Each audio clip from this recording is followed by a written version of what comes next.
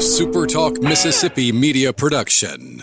If you're feeling anxious about your investments with all the economic volatility and chaos in Washington, tune in to SuperTalk Jackson on Wednesdays from 9 to 10 a.m. and Sundays from 8:30 to 9:30 a.m. for Element Wealth Radio with Jeremy Nelson. Learn more at myelementwealth.com. Oh, yeah. Good morning, Mississippi. Everything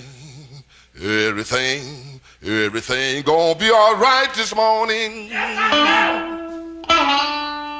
Mornings with Richard Cross. Oh, yeah. Here on SuperTalk Mississippi. Woo!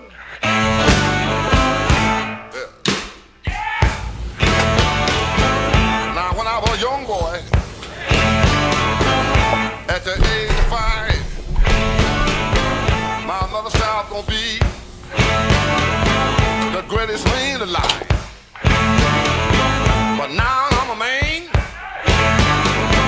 way past 21. I want you to believe me, baby. Maybe a bit of a wet Tuesday across the state of Mississippi. Good morning and welcome to Mornings with Richard Cross, SuperTalk Mississippi. Streaming online at supertalk.fm, SuperTalk TV, on the SuperTalk Mississippi app, wherever you're listening, however you're listening, whenever you are listening. We welcome you to the conversation and want you to know that we'd love to hear from you. Best way for you to connect with us is on the C Spire text line, 601-879-4395, 601-879-4395. Give your business the edge with gigabit fiber internet from C Spire. Gigabit just means really, really fast. It's actually probably not exactly what it means, but it's what I think it means. It means that the internet goes really fast, and if you're downloading something or you're uploading something, it happens in the blink of an eye. If you're browsing, it gets exactly where you want it to go. And when you're talking about internet for business, well, you know that you need the ability to do all the things that you do. They can help you. Business IT team at C Spire is ready and would love to visit with you. cspire.com, C Spire customer inspired. Lance, good morning. Good morning. It's hard to believe it's going to be mid-50s across the state and 100% rain. Yeah. All over. After a week, if we reversed a week, you would not have thought that. No, we were in the immediate aftermath with the bottom dropping out in terms of temperature. Mm-hmm. It was cold. I guess if the rain comes the way it is predicted today, the remaining ice, or at least a lot of it, is going to go away. You'll get a wash. Yeah. There are like shady places. I don't mean shady like sketchy. I mean shady like literally in the shade, doesn't get a lot of sun. Not only is there ice, it is slick ice at this point. And there were people sending us photos yesterday of ice that they had taken that morning, and I was kind of blown away that there was still that much pack, and it was that thick still, about as far as you could see in many places. Hopefully that stuff's gone after today. Yeah, I hope so. My footing has been pretty good throughout the process the last couple of weeks. I just about ate it coming out the front door this morning. Yeah. It's like, oh, that's a good place to step, and I hit it, and it was like foot slide, and it was like, ooh, ice skates would be nice. Yeah, after a week of basically tippy-toeing around, you didn't want it to come on the hopefully last day of all of this, an injury. Isn't that the truth? Yeah. Put it into perspective. Like, hold on now. You just escaped. We're almost into the rearview mirror. Like, make it stop. Yeah. We get a message on the C Spire text line that says "warm rain!" ! Yeah, it's already kind of drippy here. I'm kind of broke a sweat coming in this morning. Used to the the Arctic temps here. Yeah. Hey, for all of those linemen that are out there, we are cheering for you today, guys. Know you got a lot of work to do. Glad it's not as cold as it has been. I'm especially cheering for you, hoping that last night was the last time I get up at 4 a.m. to refill gasoline in the generator, just to be sure. selfish. But we wish you well regardless, but it's purely selfish that I said that. Said it right there. Tunica, you got rain early, then remaining cloudy with some showers this afternoon. High of 52. Winds out of the southwest at 10 to 15 miles per hour. 90% is your chance of rain. Philadelphia, showers early, becoming a steady rain later in the day. 59 for the high in Philly. Light winds out of the south-southwest. The weatherman or the weatherwoman says a 100% chance of rain, and you can count on about half an inch. Mostly cloudy skies today in Centerville. Southwest Mississippi, slight chance of a rain shower. 66 for your high. Pascagoula, mostly sunny in 66.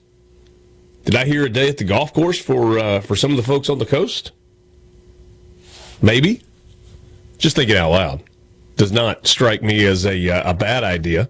A bad way to spend your Tuesday. Man, I had a really, really cool afternoon yesterday. I'll tell you bits and pieces about it as we go through the show this afternoon. First of all, Lance, I had the best time visiting with a bunch of our Mississippi National Guardsmen. Bunch of great dudes that were at the Army Air Facility in Tupelo. That's kind of, at least for yesterday, was home base for them. Some of them work in and around Jackson. They're from different parts of the state. And, man, what a great group of guys and gals that are incredibly accomplished, have had multiple deployments. Talked to one gentleman that had 5 deployments as a helicopter pilot. Yeah, think about that. 5. We're not talking about 5 missions. We're talking about full-on deployments. He's out there flying every day. Yeah, maybe That's twice right. a day. And, well, you talk about a group that has service at their heart. Love of country is a big part of what they do. Combination of career military people, but also folks that have other full-time careers. And they have committed to Mississippi and to the United States through their service in the National Guard. Just so that was really cool. I also got to meet yesterday afternoon. You remember the picture, the video that we saw last week of the helicopter that was working on the big transmission line, that big 500 kilowatt transmission line? Doing the dance up there. Yeah, outside the helicopter. Yeah, that's what I'm saying. I got to meet him yesterday. Oh, man, heroes. You're a lucky man. No doubt. No doubt. And I introduced myself. We talked for a moment. And I said, I don't know what they pay you, but it's not enough. Yeah. He said, well, they're good to me. I was like, it's not enough. He goes, well, there are people that think I get like $1 million for doing that. That's not the case. Not anywhere close. But, and just a neat deal. So I don't know if we could tell in that picture that we were looking at last week. There is a platform seat, and it's like a workbench. And he said, the majority of the time, that's the way it is. You'll have a helicopter pilot that hovers close enough that you can kind of sit on the bench. And I was asking him about safety stuff. He's like, well, you see that loop, that little hook on the plane? You strap into that with just a normal safety harness. He said, but sometimes you do a step over. I was like, you do a what? He said, a step over. Where you step from the skid of the helicopter onto the actual tower that you're working on. I said, okay, so you're hooked to the helicopter. I'm assuming you have to hook to the tower that you're working on. He said, yeah, there's a very brief moment there where you aren't attached to anything. He said you really don't want to be hooked to the helicopter and hooked to the new structure at the same time, because you don't want to be tethered to both. And so there is a moment there where he said you try to do that pretty quickly.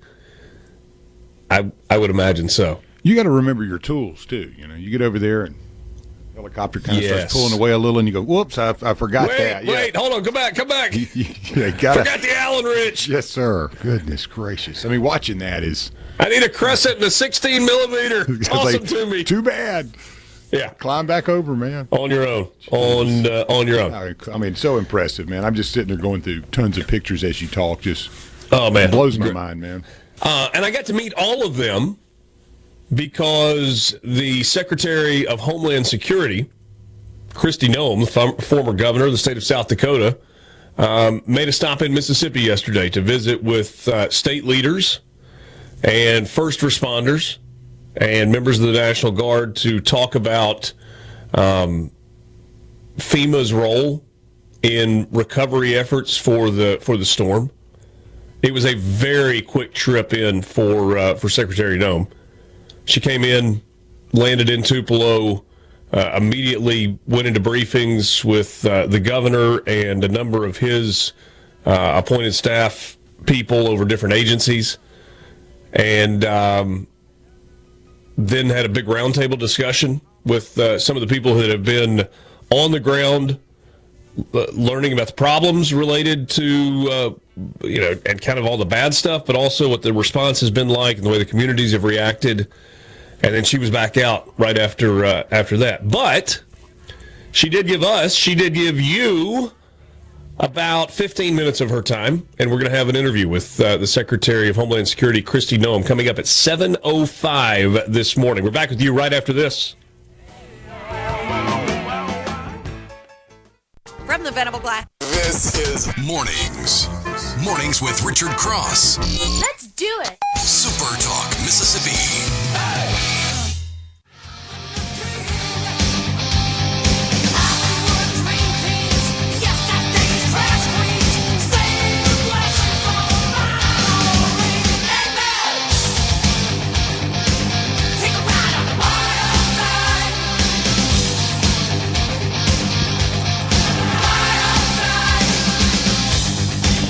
Great being with you on this Tuesday morning, February 3rd. February 3rd. We made it through Groundhog Day. And we'll tell you about some of the things that have happened on this day in history in a bit. Mornings with Richard Cross is presented by Community Bank, online at communitybank.net. Community Bank, rooted in our community. George Nissen was born on this day in 1914. He was an American inventor from Blairstown, Iowa. You know what George Nissen is most famous for inventing? The trampoline. And doctors everywhere thank him. Doctors thank him. And dads who have had assignments on Christmas Eve cuss him. Yeah, I've had to do that one before with my brother-in-law.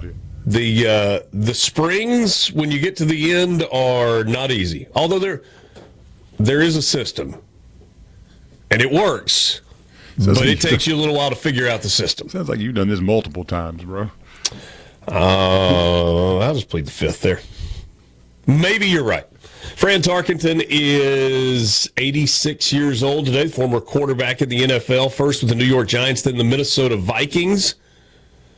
Fran Tarkenton was born in Richmond, Virginia.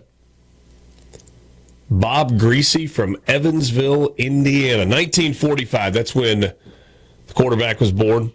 Two-time Super Bowl champion with the Miami Dolphins in 1971. Bob Greasy was named the Player of the Year. He was a 6-time Pro Bowler and had a son that went on to play not only college but professional football as well, Brian Greasy. Elizabeth Holmes is 42 today. If that is a name that you have scrubbed from your memory, it's because she went from wildly influential to jail. Elizabeth Holmes, the American entrepreneur and convicted fraudster, the former CEO of Theranos. At one point, she was the world's youngest self-made female billionaire, according to Forbes back in 2014. Elizabeth Holmes was born in Washington, D.C. Remember her company was with just a single droplet of blood on a test tube slide that they run through the testing machine. You could do all kinds of analysis on health conditions and issues and whatever else. Big time investment in that company. And then it all came crashing down because it was not real.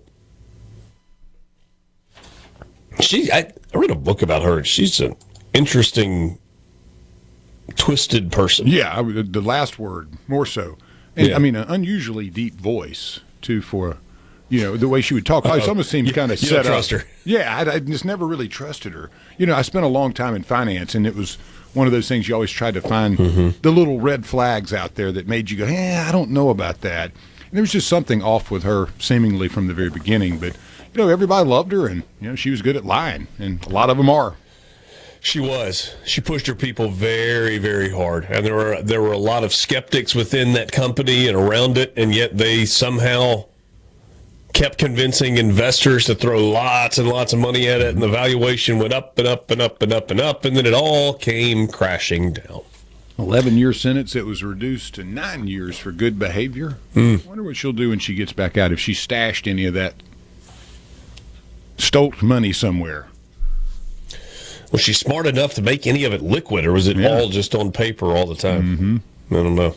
If she comes out with like a venture capitalist funding or something, something's up. 1863. That is the day that Samuel Clemens first used the pen name Mark Twain in a Virginia City newspaper, the Territorial Enterprise. The Territorial Enterprise. That's a mouthful for a newspaper. Yeah. P.T. Barnum in 1882 bought his world-famous elephant that he called Jumbo. Again in 1882. Musicians have this day marked on their calendar, February 3rd, 1959, the day the music died. The plane crash that killed musicians Buddy Holly, Ritchie Valens, J.P. Richardson, the Big Bopper, and the pilot. And it happened near Clear Lake, Iowa.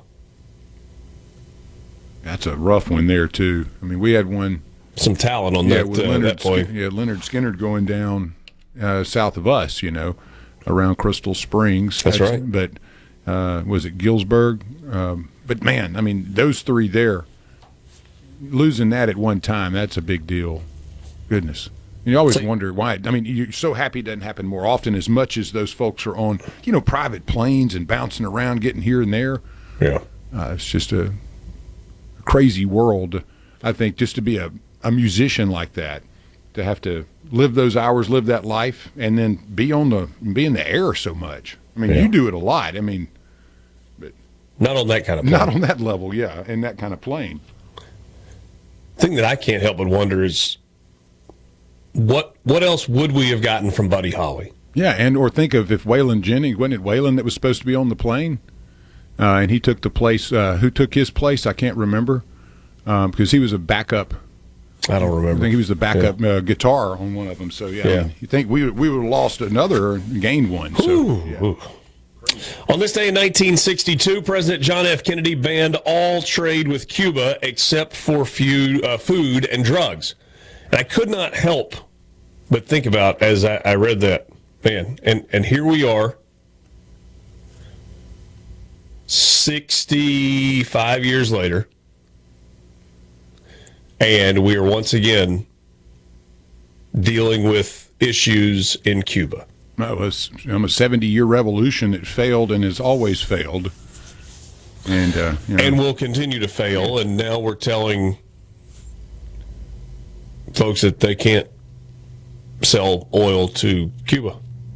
They have no economy either. I mean, there's really nothing there. The beautiful buildings that have been there for hundreds of years decaying, no real infrastructure left that doesn't need. I mean, it's a mess down there, and it has been. It's just constantly deteriorating. Yeah. That's what communism does. 1986, Pixar Animation Studios, headed by Edwin Catmull and Alvy Ray Smith, spun off from Lucasfilm as an independent film production company, and they did so with the backing of a guy named Steve Jobs. Sounds like a pretty good idea there. Yes, Pixar's had a pretty good run. Yeah, and not just Pixar, but teaming up with Steve Jobs at the time. All of those entities have been okay. Lucasfilm's done okay. Yeah. Apple and Steve Jobs have done okay. Pixar's done okay. Yeah. You could have just had a so. portfolio of that. You know, Yeah. just give me that in a mutual fund. 2008. University of Phoenix Stadium, Glendale, Arizona. New York Giants over the New England Patriots 17-14. Quarterback Eli Manning completed 19 of 34 passes for 255 yards and 2 touchdowns with an interception en route to being named Super Bowl MVP. Patriots entered the game as a 12-point favorite. They were the first team to complete a perfect regular season since the 1972 Miami Dolphins. The only one since the NFL went to a 16-game regular season schedule. The Giants were considered to be a bit of a Cinderella. They were in the playoffs as a wild card team after a 10-6 record. However, they were also looking for their 7th championship all time and the first since Super Bowl 25, 17 years earlier. Was that the one with the catch on the face mask or the back with Tyree? Was that the Super Bowl? Yes. Yeah, that the game Tyree was, catch followed by the Plaxico Burress touchdown. Right. Yeah. I mean, that game was. I just remember it being extremely hard fought the whole game, and that play was kind of like the apex. Mm-hmm. That and then the Plastico catch in there and the touchdown. Yeah. But man, what a game! How about this one on this day in 2020? So 6 years ago today, Iowa held the first Democratic caucus, trying to set out the candidates for president on the Democrat side in 2020. Who was going to face Donald Trump? Mayor Pete Buttigieg got the most delegates, and Bernie Sanders got the most votes after lengthy delays and irregularities in reporting the results. They can't even run clean elections when they're only their elections. I have a great. I can't say it, but I had.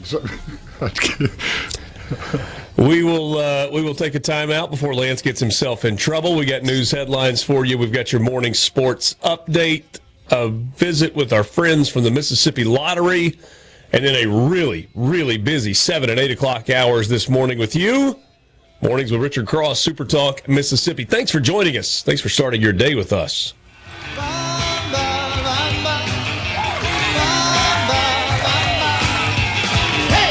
From theseabrook.com. Since you're up early, you get the news first. Back to Mornings with Richard Cross on SuperTalk Mississippi and the SuperTalk app. Found it through the back door in the middle of the song. They got me for possession of something that was gone.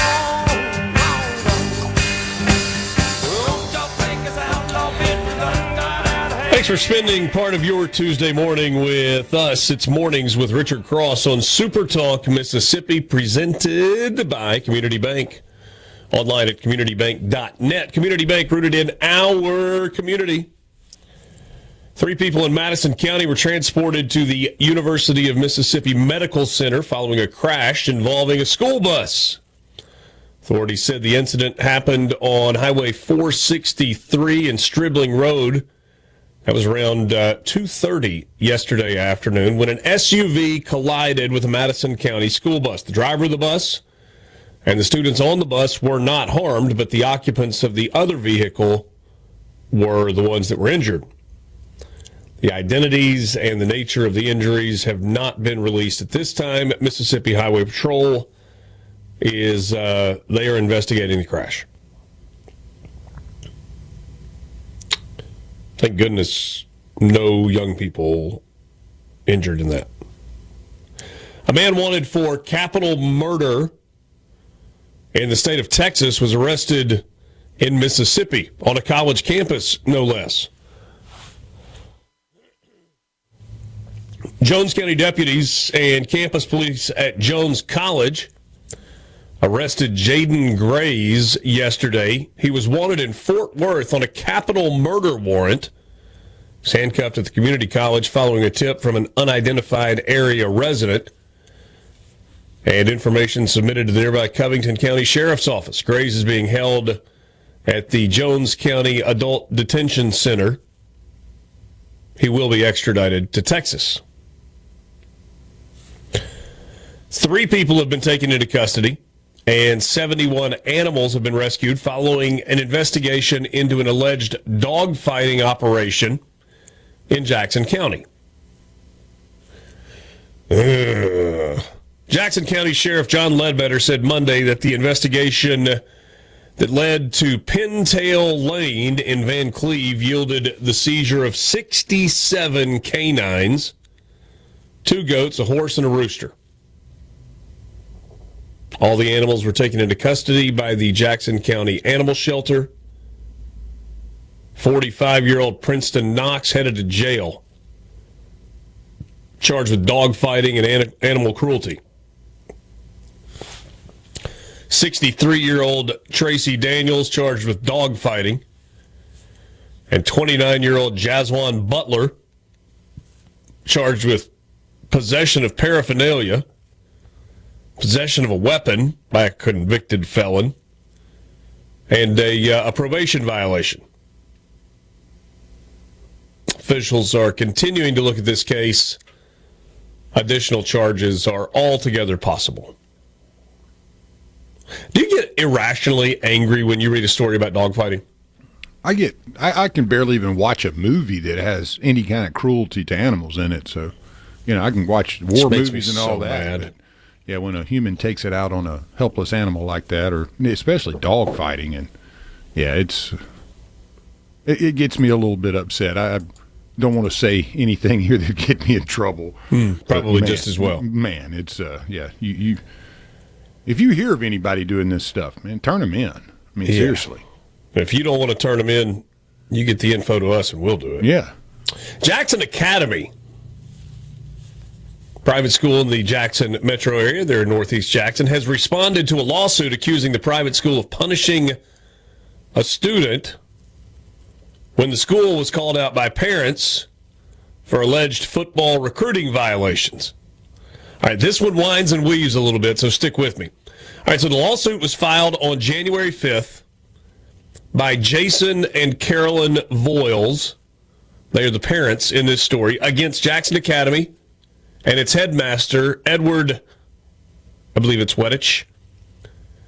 And they allege that school officials retaliated against the family and their son after the parents, Jason and Carolyn, raised concerns about what they believe to be prohibited athletic recruiting practices. Jackson Academy has called the claims false and frivolous, and the school is trying to defend its reputation. All right, so here's the complaint. Jason Voiles, the dad, identified 11 student athletes who had transferred to Jackson Academy from a number of other schools, 5 of them from Clinton High School. He believed that those players were recruited in violation of the MAIS rules. He then started running his trap to other parents, and all this information kind of circulated within the school community. Oh, by the way, JA won a state championship this year. First time in 14 years. So the complaint alleges that the Voiles family was called to a meeting last summer, June of 2025, and that's when the folks at JA said that they had had enough, and that they would not be allowing the son of Jason and Carolyn to continue attending school there. And they cited negativity created by dad's actions and pointed to an enrollment agreement that gave them the ability to deny a student admission who was not making a positive, constructive, because the parents' conduct made a positive, constructive working relationship impossible. Now, in the complaint, the parents say that it was unreasonable for the school to unenroll their son over concerns. As part of the lawsuit, they want repayment of more than a decade's worth of tuition, pain and suffering, emotional distress damages, attorney fees, and other relief. Ooh, this is getting ugly. Yeah. Jackson Academy acknowledged that it has inherent discretion in determining attendance and circumstances justifying enrollment. School maintained that it was especially justified in unenrolling the Voiles student after being subjected to an alleged smear campaign by the parents. In a statement to the SuperTalk Mississippi news team, Jackson Academy is very disappointed in the Voiles' decision to sue JA in an effort to damage the school's reputation with false and frivolous claims. Jackson Academy filed a response to the legal complaint in Hinds County Court on Friday, January 30th.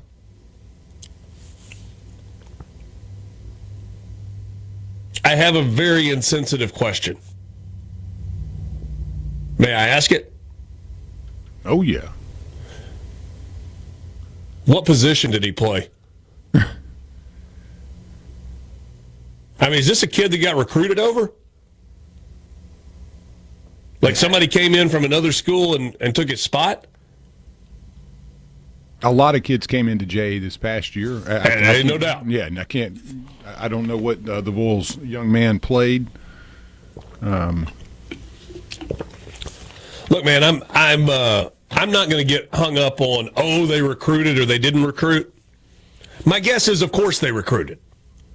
Just like all the other schools do. All the other big elite private schools, they recruit kids all the time. Not supposed to. Shut up. It happens all the time. But all the extra stuff, man, the drama. Well, there's the year before was either the year before too was when Hartfield had similar, not necessarily similar issues from internal, but they were subject to an investigation, were barred from playoffs, and about halfway through the season they were reinstated and ended up winning the state championship, but for recruiting violations apparently. Coach or two were sidelined, and it ended up being resolved during the season as a result of Hartfield's actions. But yeah, the MAIS has been on top of some stuff, but this is something that happened internally, and apparently young man's father ain't happy. Thomas siding with the parents on this. He said, nothing makes you feel like a chump more than watching your son, who you pay tuition for, to sit on the bench while recruits who go for free get to play. Lots of private schools do it and make the dads feel like chumps. Glad to see somebody did something about it. Well, Thomas said, you want to pay tuition for your kid and watch him sit on the bench? Well, and Mr. Voiles, I'm sure, is not a guy that has no pull or doesn't have business interests and all that. Yeah, too. no I'm idea. sure you don't go to just JA and just blend in. I mean, there's a lot of contributions. It's a beautiful school, a lot of high-powered alum. I mean, I can kind of understand both sides of it. You want to win, but it also, at the same time, you have kids that have probably been there since the very beginning of their education. And I don't know. Great school, great people. Yeah, I know a bunch of parents from over there. Yeah. Mornings with Richard Cross, SuperTalk, Mississippi. We've got a morning sports update for you and a lottery update as well. We're back right after this.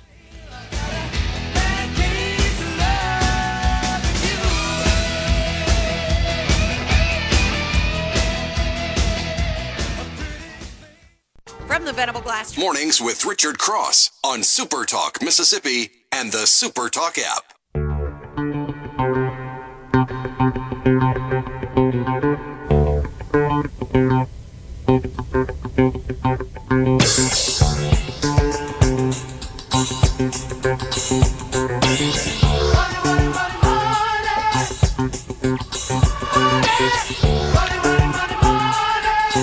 Welcome again. Mornings with Richard Cross, SuperTalk Mississippi, streaming at supertalk.fm, SuperTalk TV. Appreciate you being with us. It's time for the morning Mississippi Lottery Update, brought to you by the Mississippi Lottery, mslottery.com. There was no jackpot winner in Powerball last night. Next drawing coming up on Wednesday. It is $80 million. Big one tonight. Big one tonight. Mega Millions. Estimated jackpot of $323 million.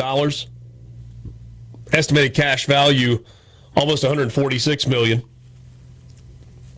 You can grab your ticket for $5. All the multipliers are now included at your local Mississippi Lottery retailer, mslottery.com, mslottery.com. On a Cash 4 ticket, a Yazoo City woman won $15,000. Well, not one, not two, but three Cash 4 tickets from Gateway Express in Yazoo City. On a $10 Wild Cherry scratch-off, a Wichita Falls, Texas man won $10,000 on a ticket from MK Mart in Vicksburg. Congrats to all the winners online at mslottery.com. Tickets from your local Mississippi Lottery retailers. Hey, I'm just going to say it. I'm sorry. You can save your moral outrage for me about one comment that I made about recruiting in private school athletics. I get it. Maybe on an individual basis, it's a tough deal. When it's specific to your situation, it's a tough deal. But no, Jeff, it's not the same as when you say, what if you caught your underage child drinking and they use the same excuse, it's okay because everybody else does it? Come on, man. I mean, you want to talk about not an apples to oranges comparison. Here's the deal. Yes, I have school-age children. I try to stay out of the politics of junior high and high school athletics and youth sports. I just do. I think kids ought to be playing because it's fun. And if you've got special athletes that have an opportunity to do something beyond the junior high or developmental or high school age, good for them. Go take advantage of it. There are even some pros out there. And thank goodness there are a lot of parents that are able to invest in their kids in the way that they want to or need to allow that professional potential to be unlocked. But you know what I believe about athletics? This is for me. I believe it's about being part of a team, learning how to communicate with others, learning how to work with people that might not look exactly like you look, who might not be from exactly the same background that you come from, but you come together to make a team, and everybody plays a role, and not everybody can start all the time, but you play your role, and then the team has the ability to excel. I honestly don't have a very strong opinion about recruiting in private schools. I just don't. It's not, I don't care about the rules because everybody's doing it. It's just, I don't really care, period. Not about breaking rules or not breaking rules. I just don't really care if a private school is recruiting kids or not recruiting kids. But if you want to pretend like almost all the private schools aren't doing that, you're welcome to bury your head in the sand and pretend like that's not happening. You're welcome to. And it didn't just start either. You know that. Heavens, no. No, this has been going along since I was a kid, man. Hey, we got to squeeze this in. I forgot we needed to do a morning sports update brought to you by Pearl River Resort, online at pearlriverresort.com. Check them out. Pearl River Resort, your home for casino thrills, family fun, and live entertainment. 2 SEC basketball games on the docket tonight, including a trip to Knoxville for Ole Miss. Games on ESPN2 at 6 o'clock. Tennessee coming off a big home win against Auburn. Ole Miss losing on the road against Vanderbilt on Saturday night. The other game on the SEC Network at 6, South Carolina is at Texas. So that's coming up at 6 o'clock tonight. Florida State offensive coordinator Gus Malzahn is retiring after 35 years in coaching. First as a high school coach, then as a college coach with stops at Arkansas State, Auburn, UCF, and most recently as the offensive coordinator for the Florida State Seminoles. And finally, congratulations to the Ole Miss women's basketball team. They just had to play a pair of home games at a neutral site in Birmingham, Alabama. All they did was go 2-0 with a win over number 5 Vanderbilt and a beatdown of Auburn yesterday, 71-45 at Legacy Arena. It is the best start in the Coach Yo era, 19-4, 6-2 in the SEC. The views and opinions expressed by the hosts, guests, and callers on this show are not the opinions of TeleSouth Communications, its management, or advertisers. Back to Mornings with Richard Cross on SuperTalk Mississippi and the SuperTalk app. In North Carolina, way back in the hills, lived my pappy and he had him still. Good morning and welcome to the 7 o'clock hour of Mornings with Richard Cross, presented by Community Bank. At Community Bank, we're more than just a place to manage your money. We're your neighbors, your partners, and your trusted financial advisors. For decades, we've been rooted in our community, helping families, small businesses, and individuals achieve their dreams. Whether it's opening your first savings account, planning for a brighter future, or growing your business, we're here every step of the way. We're dedicated to our customers, committed to your success, and always here when you need us. Community Bank, rooted in our community. Member FDIC. Yesterday had a special opportunity. Really had some people that worked hard behind the scenes to help us pull this off. But a conversation with the Secretary of Homeland Security. We're going to play that conversation in just a minute. Broke it up into a couple of parts. We'll talk a lot about the storm that hit Mississippi and the aftermath of that, and then also some bigger picture topics with Kristi Noem. But I remind you that the C Spire text line is open to you, 601-879-4395. Whether you're looking for the best in wireless, the best in home internet, or the best in business IT services, C Spire has you covered. 601-879-4395 is the number for you to join the conversation. C Spire, customer inspired. This hour of Mornings with Richard Cross is brought to you by MWG Employer Services. Running a business is tough, and if you're struggling with HR, benefits, and payroll, you're not alone. That's where MWG Employer Services comes in. They can provide a full range of employer services plus a custom plan that fits you. Give them a call today, 601-206-7966, or go to mwgemployerservices.com. Yesterday, the Secretary of Homeland Security visited the Army Air Station in Tupelo, met with stakeholders from across the state and first responders, and we had a chance to visit with Kristi Noem.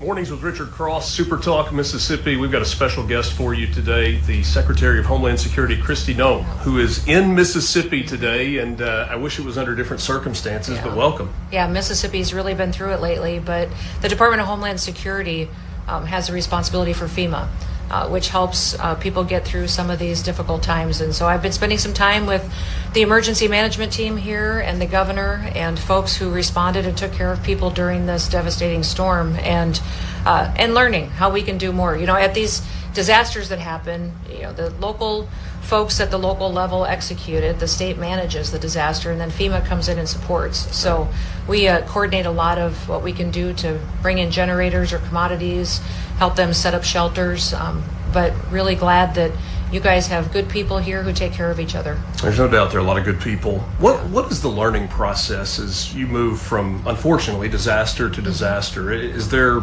an after-action report, kind of a best practices series of meetings that you engage in? Yeah, we were just talking about that because we can learn something from every disaster. Every disaster is unique.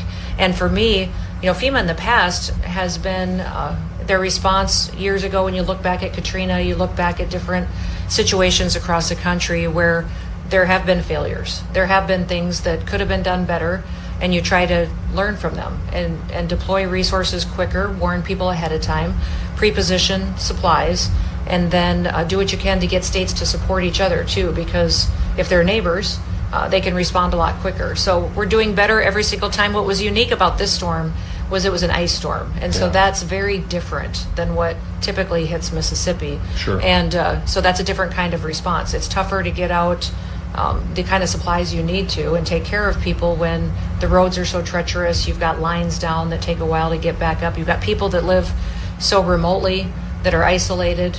Those challenges are unique, and we can take what we've learned here and go and use that in other states that might face that situation. It was interesting as people described this storm in its immediate aftermath. Some described that it looked like a hurricane. Some described that the devastation looked like a tornado, but it was with ice, and then you had really cold temperatures on the backside of it. Sometimes you bounce back and it warms up, and it's like, okay, you can get to work, and that just didn't happen this time. Yeah, this was strange. I mean, just because when it was being forecasted, it was supposed to hit 40 different states. I was talking to the National Weather Service and NOAA quite a bit about how this storm was shaping up, what states would be impacted, and then trying to communicate with all the emergency management directors in those states. But ice can be absolutely devastating. It doesn't just take down power lines, it takes down trees that then crash on houses and start fires, and cars that are devastated, and accidents on interstates, and all of that is...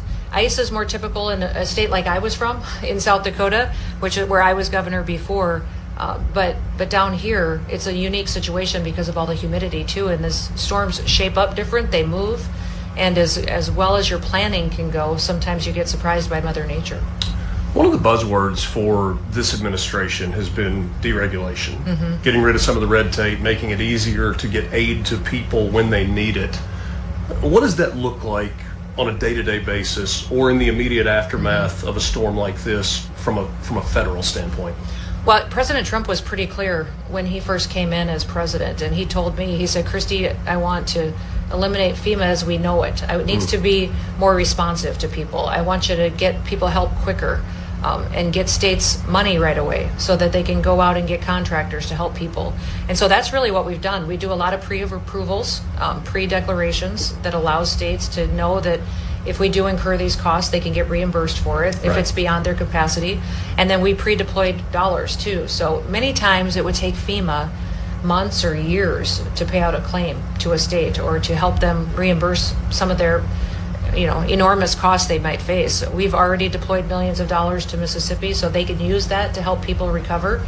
And then they can bring their claims in later and we'll fully reimburse. But those dollars right away help a lot. Putting people embedded into your emergency operations center, into MEMA, is important because then the communication is clearer. Right. And making sure that we're cutting through you don't have to have these claims filled out, this paperwork signed before we can move. We're moving now, and we'll get that done in the future and make sure that all the I's are dotted and T's are crossed. But today we're going to focus on helping people. And I think this FEMA has responded incredibly. We're deploying dollars and resources over 200% faster than FEMA ever has before. And that just means that when a state is overwhelmed and they need the help, they can get it in time to save lives. One of the things that Governor Reeves talked about was that $3.75 million, the rapid emergency funds, I think they were called, and that kind of got generators going and some initial supplies, and I guess that's what you're talking about, right? It does. It helps a lot. We sent, I think, about 100 generators here to run some of your critical infrastructure, like your nursing homes, your hospitals, and warming shelters to get people online. But then the Army Corps came in and helped set them up, but we also allowed them, those dollars help you go get contractors to help you get people online quicker and go out and get local folks engaged so that you can truly help people streamline the effort. And I think that's just important. Governors know how to manage disasters, and their local county folks do this all the time, and it's their neighbors right down the street that need the help, and they're going to be passionate about getting them to safety or getting them what they need as soon as possible. So why would we in Washington, D.C. think we know better and that we need a paper signed before that help can be deployed? We empower people to make decisions to take care of people, and then we'll make sure that we get the paperwork done and the claims filed and get it finalized soon so that the state can resolve it and move on and continue to keep their communities safe. You know, when you think about a big disaster, federal aid comes in, and then it goes to the MEMA in the case of Mississippi, and then it trickles out to the cities, and sometimes you wonder, can it get to the people who need the aid fast enough? What is your message? What is the administration's message to the people that live in Water Valley and in Greenville and in Oxford and in Tishomingo County? Well, FEMA sends the dollars to the state, and the state decides how that's allocated. There's some guidelines there, but the state knows where the needs are. I would say that every individual, that's called public assistance, and that's for damage to public infrastructure, so your power lines, your dams, bridges, things like that would be hurt. And then there's claims for individual assistance. So if an individual's had damage to their home or their property, then they can file that claim independently too, and we can get that reimbursed to them. And that's direct with the individual and the federal government, but that public assistance really helps get the state back up and running. We've got more coming up with Kristi Noem on the other side of the break. The Secretary of Homeland Security. Homeland Security is a massive organization. There are 23 agencies that fall under the Homeland Security umbrella, and Kristi Noem is responsible for all of those from a leadership standpoint. She talked about eliminating some of the bureaucracy, trusting states, and I thought it was particularly insightful when she said, why would we sit in Washington, D.C. and pretend that we know better than the people who are local, who are on the ground, who are making the decisions and distributing the money that needs to get out to get the recovery process going very, very quickly. There was big news yesterday from Kristi Noem about federal agents and a piece of equipment that they are all going to be armed with going forward that will create greater transparency. We'll talk with her about that, and we'll get back to some stuff that's going on right here in Mississippi when we continue. Kristi Noem, the Secretary of Homeland Security, had a chance to sit down and visit with her in Tupelo yesterday. Really appreciate her time. Appreciate all the folks with the National Guard that were there as well. They have played a huge role in the recovery effort here in Mississippi. Mornings with Richard Cross, part 2 of my conversation with Kristi Noem after this time out. From the Venable Glass Traffic Center. On your radio, on our app, or on your smart speaker. We're always free. SuperTalk Mississippi, your home for Mornings with Richard Cross.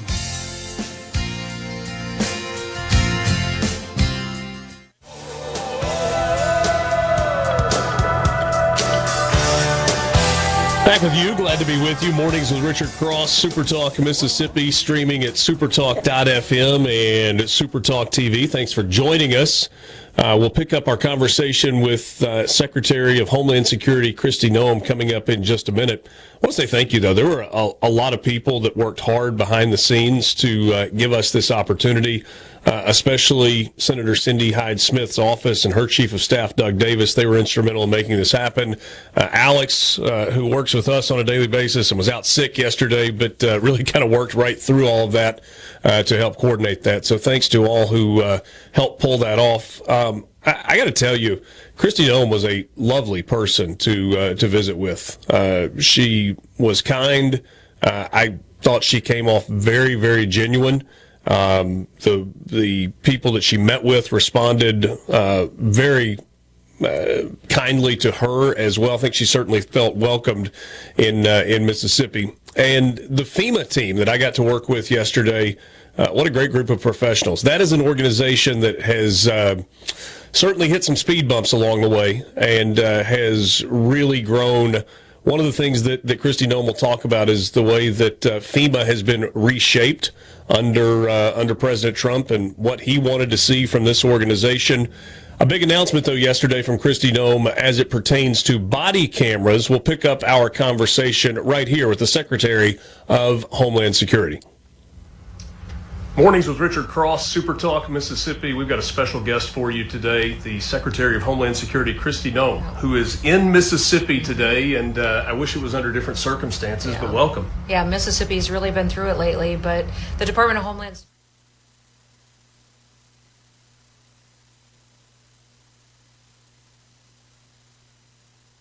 I want to ask you about something that you posted on X, and this is a little bit separate than what we're talking about right now with Mississippi. Body cams for federal officers. Yes.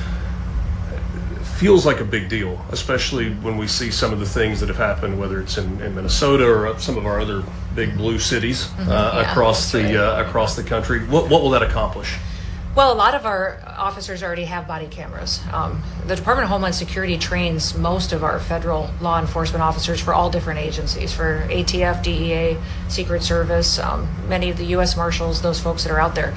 And CBP and some of these individuals have already been deployed with body cameras on them. The problem has been funding and having the ability. You have to not just get the camera on an officer and have it for them. You have to have the ability to store all that video footage, to have people who can analyze it, who can go through it and use it in situations where you may need it. And those resources have been challenging for the department and the budget and in the federal government. But we are pre-deploying everything that we have and getting them on officers, especially those that are in the front lines of, we know where they're going to face violence. They're going to face people that are out there rioting or causing situations that would be difficult or a conflict. We want to make sure that we have body cameras to keep people safe, but that we also know exactly what happened in a situation when we need to. What is the balance of your time? Because under Homeland Security, there are a lot of agencies. I don't know if you are able to remember them all. Certainly, we were kind of talking through some of those. But in terms of balancing the needs of FEMA, which are so important, especially in the wake of disasters, with all of the other things that fall under that umbrella. Well, Homeland Security was set up after 9/11. Right. It was in response to that. It took 23 different components and put them all under the department that all have the mission to protect the homeland, to defend the homeland. So we have not just CBP, Customs and Border Protection, and ICE, but we also have TSA. We have FEMA, which FEMA doesn't just do disasters. FEMA also is the agency that's entrusted for the continuation of government. So if we have a situation where a devastating attack happened on our homeland, we needed leadership or an agency to make sure the government functioned, that's FEMA's responsibility. So we maintain all of those highly classified areas that would do that. We also maintain our critical infrastructure, our electrical grid, our water systems. We're responsible for all the cybersecurity in the country, protecting us from hacks and threats that would come in overseas or in seas. We run all of our ports, and what comes in, we assess the tariffs as well and collect tariffs. Whenever President Trump makes an adjustment, that's us who have to adapt and put that into place immediately. But beyond that, we have Secret Service, we have FLETC, which trains those federal officers. We have weapons of mass destruction, science and technology, which is a lot of research. We run our national labs. So there's a lot of components under there, and I tell everybody, the department has jurisdiction over every person that lives in this country, would come into this country or leave this country as well. Anybody that does anything on the internet, we have jurisdiction over. What's communicated, what's sold, what happens there. And then any product or good that comes into our country is sold, comes in and out of our ports or leaves, we have the jurisdiction and responsibility for. So that is something that is a lot of responsibility and a lot of different things, but it's all, what I love about it is the people who work there understand the responsibility we have. It's a national security department. It's the second largest agency outside of the Department of War. And it's important. We're having a discussion on Capitol Hill about funding the Department of Homeland Security, and I'm hoping that all of those congressmen and senators remember how important this agency is to keeping our country safe. Every day we stop terrorist attacks in this country. Every day our department is out there catching people who want to do people harm right here on our homeland. And the day that you don't hear about that is a good day for us. And so that's the importance of this department and what we do. Feels like there's a lot of common sense that should go into that. Yeah, not sure that always happens. No. Last thing for you as we bring it back to Mississippi. You had a chance to engage with state leaders about their response, also first responders about what they've been dealing with at the local level. What did you learn? Well, first of all, Mississippi does a lot of things right. And a lot of the processes and how the communication happens here, we can use to educate other states on how that response should be done. Your National Guard have been absolute rock stars. The capacity they have to respond to people, the resources, the agreements that Mississippi has with its surrounding states are incredibly important.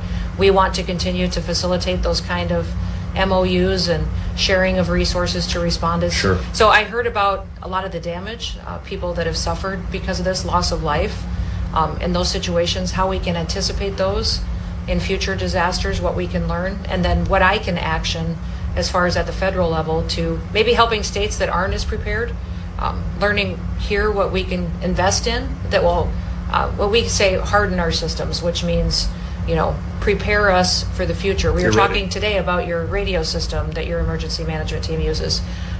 It was put in place by funding from the federal government through FEMA to stand up your radio towers after Katrina, recognizing that communication is just as important as many of the other things that get hit and damaged. So having consistent communication is important.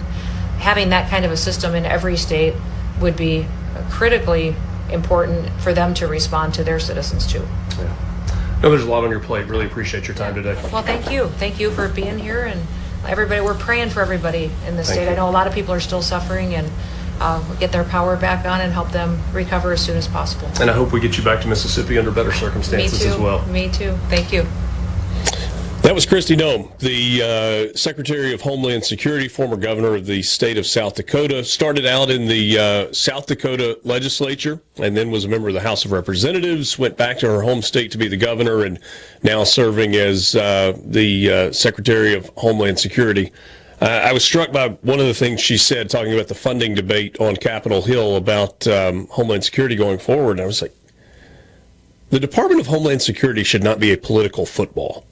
And it feels like it's kind of being kicked back and forth right now, and that's disappointing, especially when you think about the number of agencies that fall under that umbrella. That's a lot of responsibility on one person to oversee all of those agencies.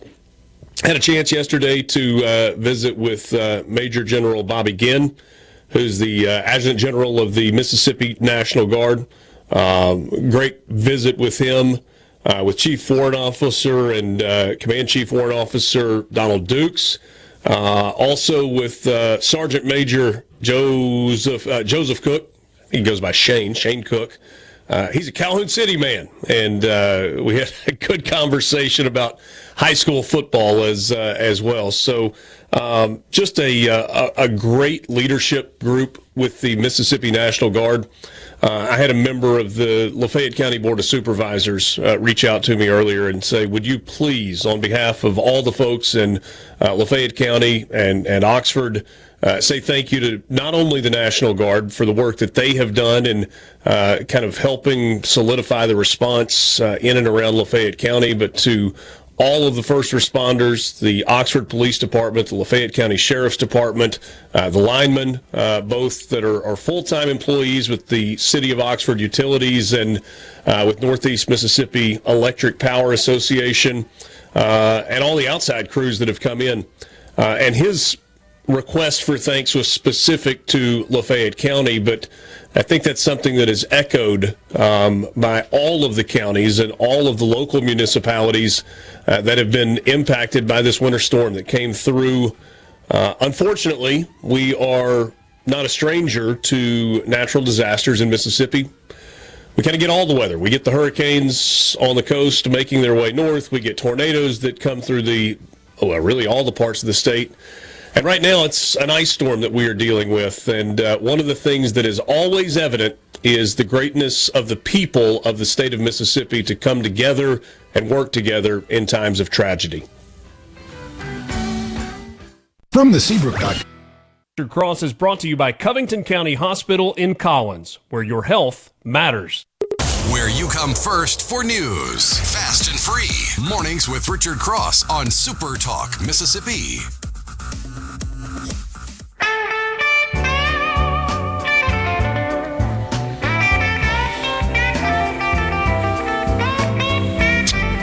MRC is presented by Community Bank. Rooted in our community, communitybank.net. Appreciate you being with us this morning. Happy to welcome my first in-person guest this morning, Brad White. He's Executive Director of the Mississippi Department of Transportation. We're going to kind of walk through the last week and a half, what happened in terms of preparation, Where did things go well? Where do things need to be improved? And what do you learn from an event like this? But, Brad, I'd love to start, if you don't mind, with yesterday. You heard the conversation with Secretary Noem just a minute ago. You were part of the briefing. Were there for that roundtable discussion that she had with first responders. What did you take away from that yesterday? Well, it was very comforting to see the interest that the Trump administration had in what was happening here. It was very clear that they've had members of FEMA's senior staff on the ground here throughout the duration of the storm and since, not just getting information from us, but being here, seeing in real time what's happening. I thought the conversation was very positive.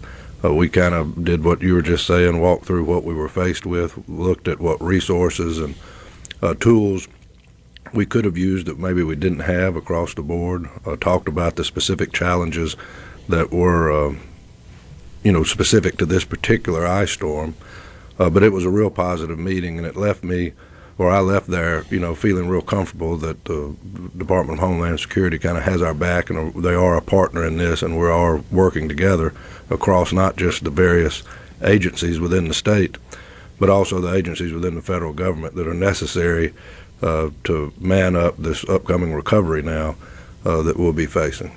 I thought it was interesting to hear Secretary Noem describe it as, the local, the cities and towns, it's their job to execute.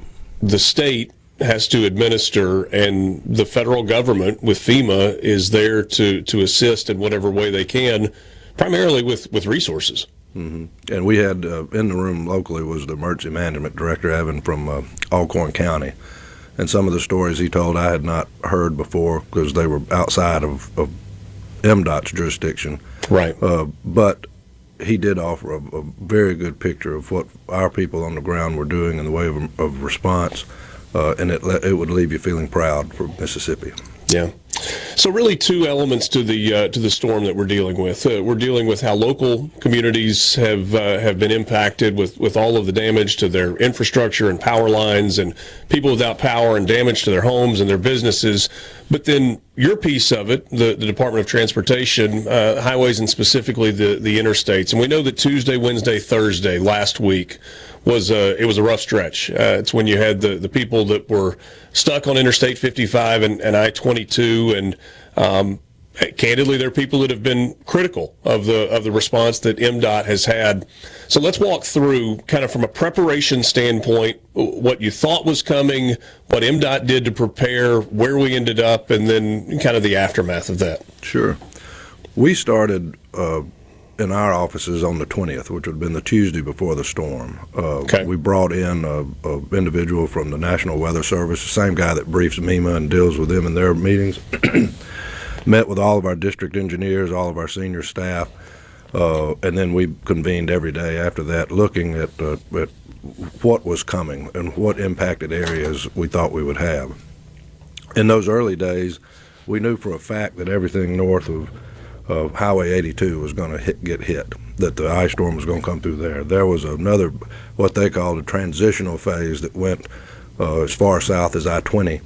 And if you would draw a line, as we said before, from Natchez to Jackson and on up to Columbus, that could have been impacted. And so MDOT's broken down into 6 different regions that we operate our forces out of. And we were looking at the potential of 5 of those 6 being hit with the ice storm, and a couple of counties in the 6th district. So we began then mobilizing our people, putting folks out, getting equipment ready, getting the resources that we had ready in the way of the chemicals and the salt and all the things necessary to do pre-treatment and treatment of roads, and buckled in for what we thought would be coming. As the storm came through and went through, we realized that central Mississippi, capital city, and south, with the exception of some of that river corridor, kind of dodged the bullet. We didn't get hit as bad as what they thought it could be. So we ended up then with 3 districts across the south that had basically been unimpacted, and 3 of our districts across the north that had been impacted pretty severely from the Mississippi River all the way over to the Alabama line. And to give you an idea of what our system's like in that area, that's about 15,000 lane miles of highway, interstate and state highway, better than 3,000 bridges. So what we did then was assign one of the unimpacted districts to correlate with one of the impacted districts and move resources up into those areas to try to have a team sport where we had everything we could have on the ground working. Let me back up and go into the pre-treatment. You will remember the storm we had back in 2021, which was not quite as severe as this, but it did impact a big part of the state. And that year, MDOT, I went back and looked, and we used about 25,000 gallons of brine, which is a salt mixed with water, to pre-treat the roads to try to mitigate some of the impacts of ice. That was about 25,000 gallons we used that year. Just in this storm alone, we used over 210,000 gallons of brine to go out. Okay. As we talked about early on, while this can help, the rain that came with this storm was a challenge, because if you put this stuff out in the wrong time and rain hits it, it can wash it off and it has no impact.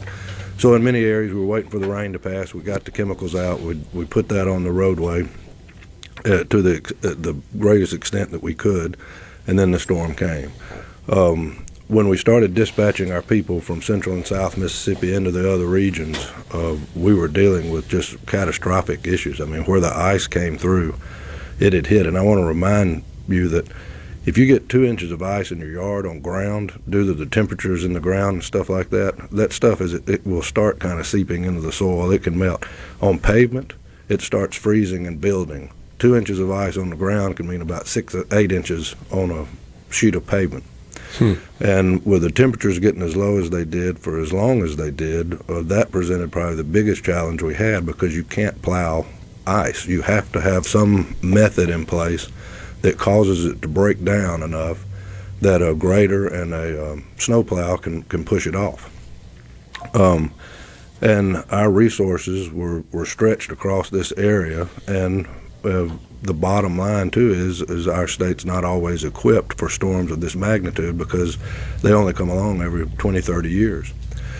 But you know, the hardest thing that we had to battle, I guess, through this was a lot of misinformation that came out, some of which came from some very disappointing sources.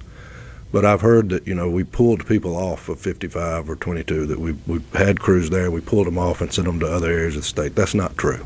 We never pulled anybody off of anywhere. We only added to the forces everywhere we had in every way that we can.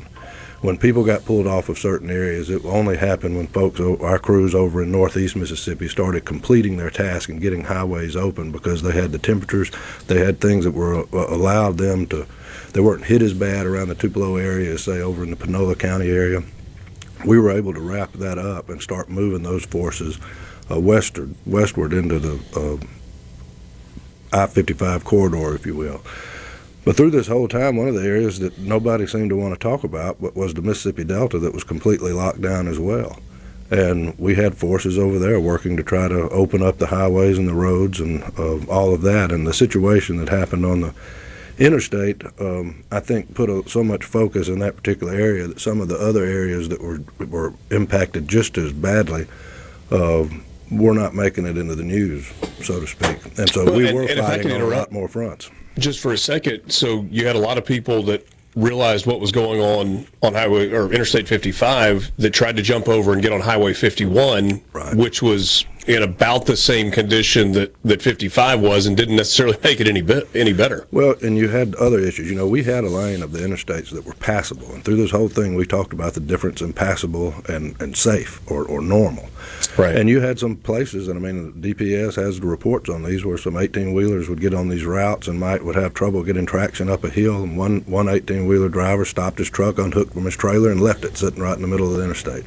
We had another guy that, of no fault of his own, he stopped on the I-55 to get out to check his rig and check everything. When he got back in, having stopped, he could no longer get traction. And so then he started having that trouble. Then there was an 18-wheeler behind him that got tired of waiting and went off into the ice to get around and jackknifed.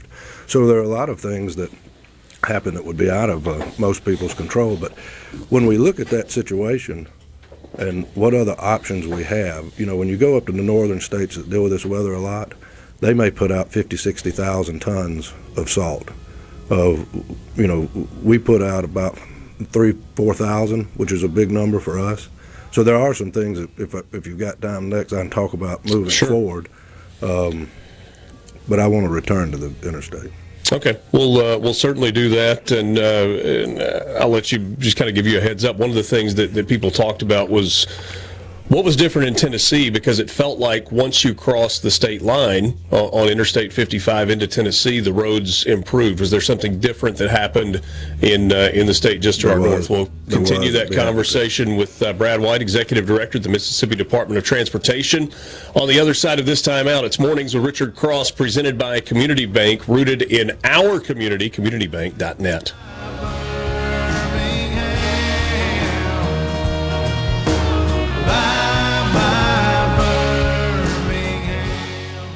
From the Venable Glass Traffic Center, Where you come first for news. Fast and free. Mornings with Richard Cross on SuperTalk, Mississippi.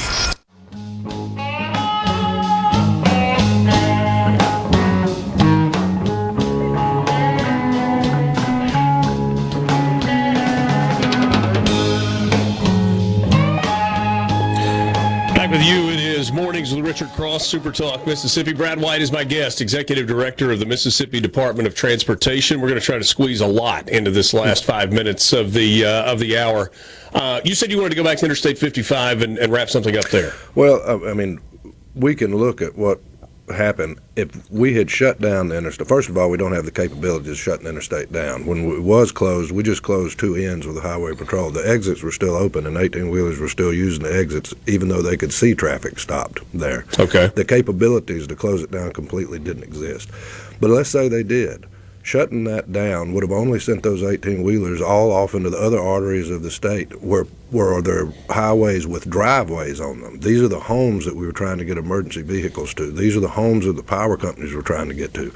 The worst possible thing that could have happened would have been to send that traffic out into the hinterlands of the state where all of the other first responders were trying to do the most important work that went on. I mentioned what northern states that have this weather regularly do, and that is that they have just exponentially more materials to treat with.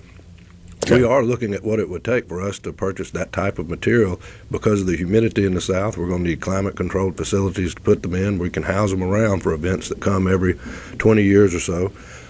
And we have to make the decision, is that a cost that the taxpayers are okay with us investing in to have that to where we could just, in a situation like this, just dump materials up and down the road.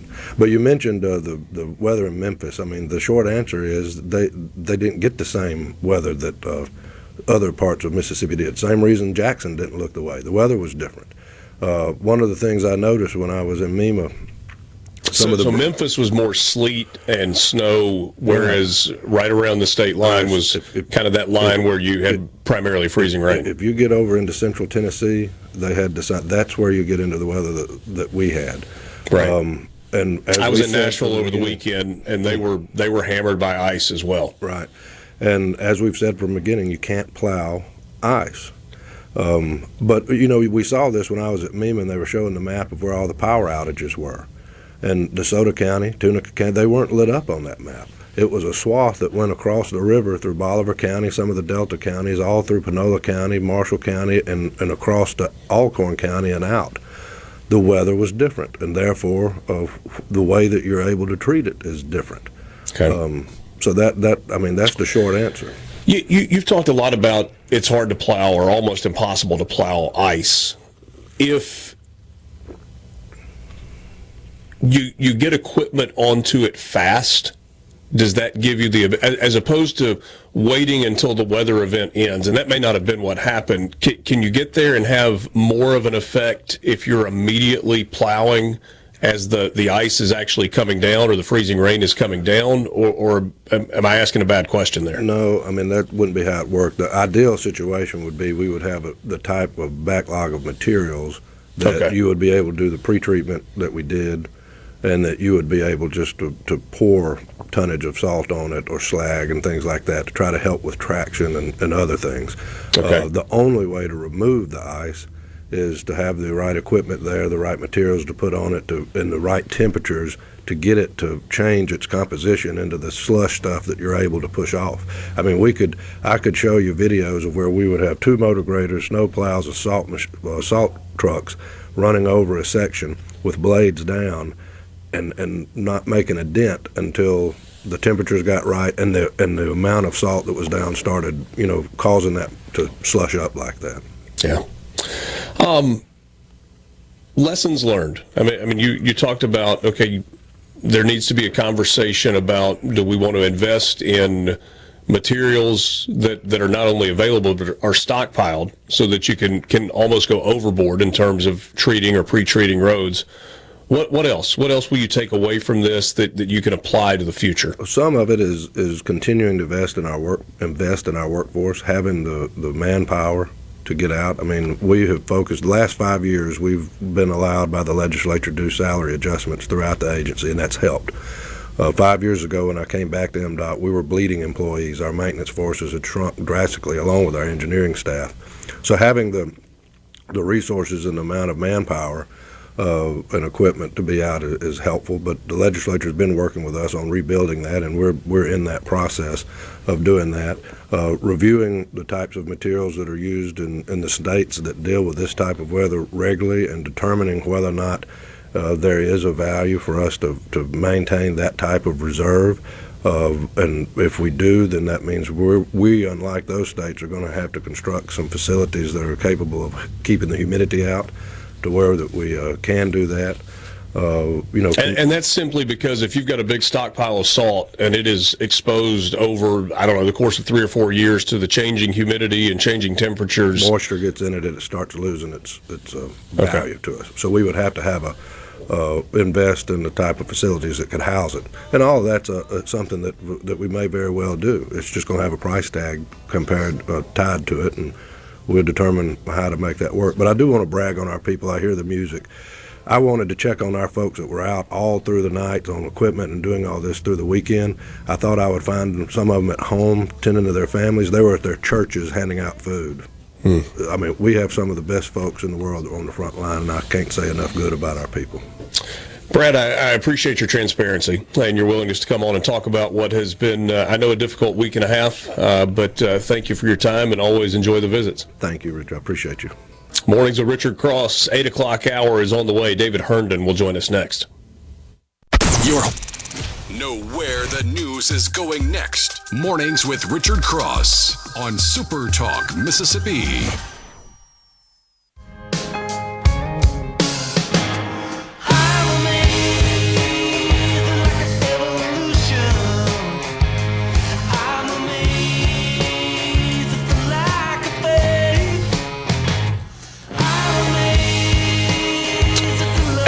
Hour. It is Mornings with Richard Cross on SuperTalk, Mississippi. Glad to be with you. Busy morning. Appreciate Brad White coming in studio, director of the Mississippi Department of Transportation.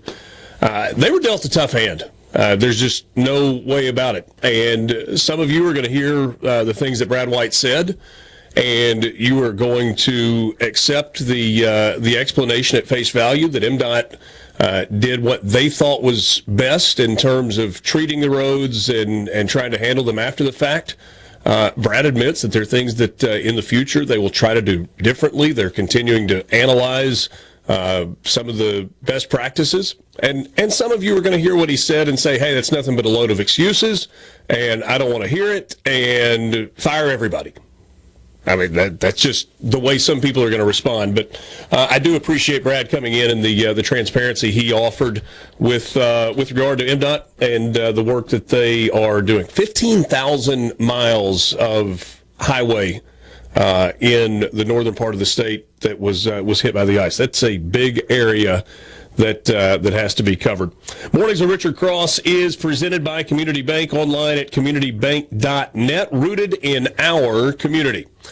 All right, we are going to switch gears now, away from the Secretary of Homeland Security, away from Winter Storm Fern, away from MDOT, and, get back to what everybody's been talking about for the last, seemingly months and months and months, and that is school choice and all of the different iterations of that. David Herndon joins us. He's the executive director of Archway Charter School, and it is a unique concept. Archway is set to launch in August of 2026, so not this spring, but this coming school year, this fall. And we're going to learn a little bit about Archway. David, good morning. Thanks so much for coming in. Thank you for having me. I really appreciate it. So the school choice conversation has taken lots of twists and turns, and it means different things to different people. And I don't feel like charter schools have been talked about a ton, at least in this iteration of the school choice debate. It's been about public to public transfer, public to private transfer, where the money's going to go, what should be allowable, what is a universal school choice. But you're coming at this, I think, from a little different place. So let's start by, tell us a little bit about Archway Charter School. So we got approved by the Mississippi authorizer who authorizes charter schools, which came from the law back in 2013. So the charters have been around for 12, 13 years now. And so we opened up, we got approved, we went through the whole application process, which gives you accreditation. It gives you the stamp of approval that says Mississippi is trusting you to run this school in this area. And so the model is basically where our home base is in Belzoni, Mississippi, in Humphreys County, which was one of the eligible districts. You have to under the current law, I know things may change, but under the current law, you have to open a charter in a district rated D or F. Okay. At the time of our application, there were only 5 or 6 districts. Yazoo City was one, Humphreys County was another, and my target was the Delta. So Humphreys became a little bit better of a situation because it's a little bit more north, because our model is going to be a mostly online model. It's a hybrid approach, and so we're gonna open up a school that is going to do pretty much what we would consider 18 days online instruction and then 2 days on campus. And the whole idea is to address the teacher shortage. There's a big teacher shortage really running rampant throughout all of our rural districts, especially the Delta. And the charter law was created to reach underserved areas. And so a group that is experiencing systemic barriers to essential services, being education. And so what is the biggest lever that I think we can pull is we can get great teachers to come into this area. Now, we're going to have to do it virtually, which I think we can still be super effective with that. Because if I look at it and I say, if I could bring 20 of the best teachers in Mississippi and we could all set up shop in Belzoni and we could run a school there, and I think we could over time make a difference and move that district up to a BA and transform the whole community. But is that possible? Can we find 20 people and then multiply that by every single area across the state of Mississippi? The teachers are the biggest resource, and research will tell you over and over that you put the right teacher in the right classroom and the students are going to learn. And so when you have a teacher shortage, and we're talking about quality but also quantity, you just can't reach all your kids. And when you go into these rural districts, you have schools where they've got some good teachers, but they're putting them in the tested areas, right? So you got a great biology teacher, you got a great English 2 teacher, you got a great algebra teacher, and in the rest of the building, you can barely even staff them. And when you do, there's a lot of turnover because they can't get their license. So we think that by creating this model, we are actually going to, that's where this Archway comes from. We are going to go get resources from hopefully other areas, right? We want to recruit teachers from Madison, from DeSoto County, from Rankin, from even the coast, who are okay driving into Belzoni for these 2 days a month, but also can teach online. I think it's a pretty attractive position for teachers and administrators because it's the first time you're going to be able to work, remote and have a little bit of flexible learning. So that's really the basics of what it is, why we're trying to do what we're doing. Whew. There's a lot to unpack there, and I appreciate the high level overview to start.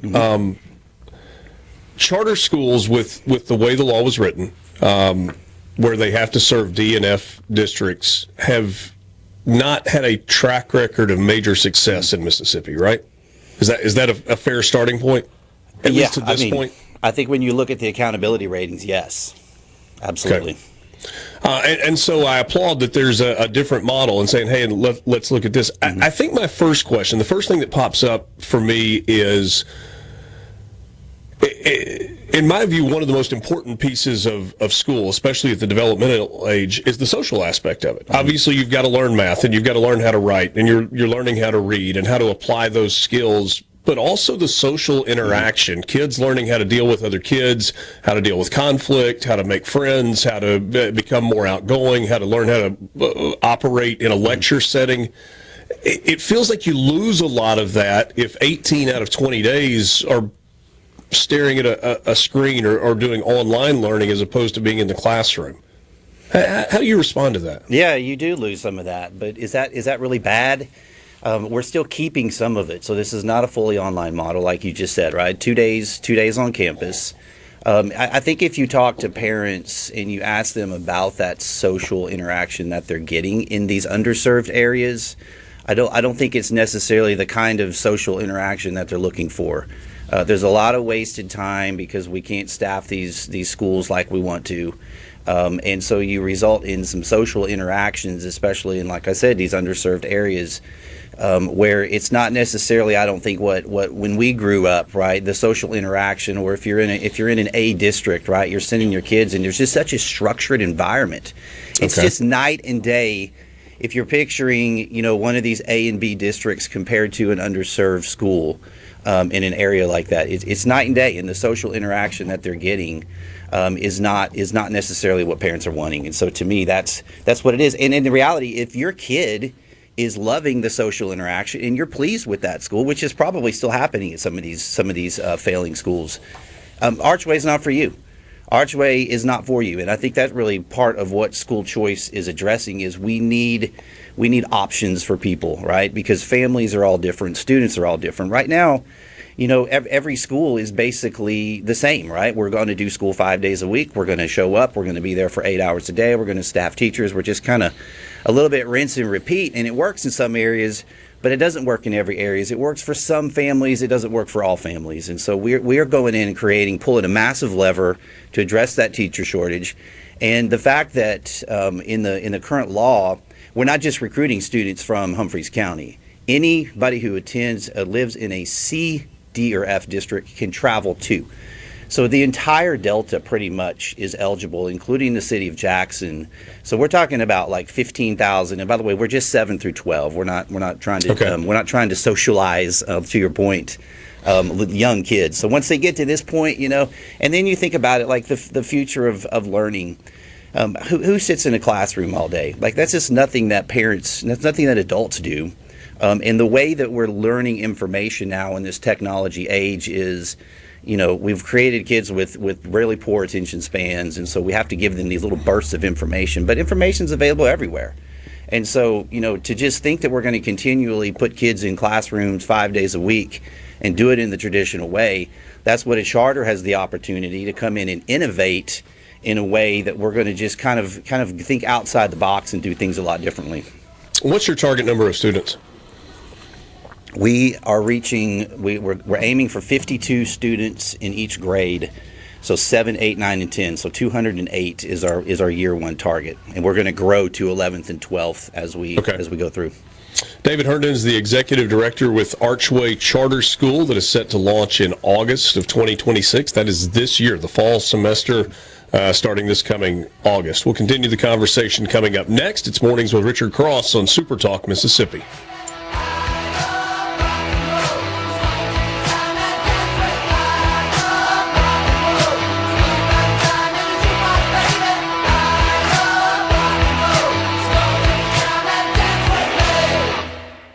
From the Venable Glass Traffic Center. Morning, partner. The sun is up, the coffee is on, and you're starting your day right. Mornings with Richard Cross, here on SuperTalk Mississippi.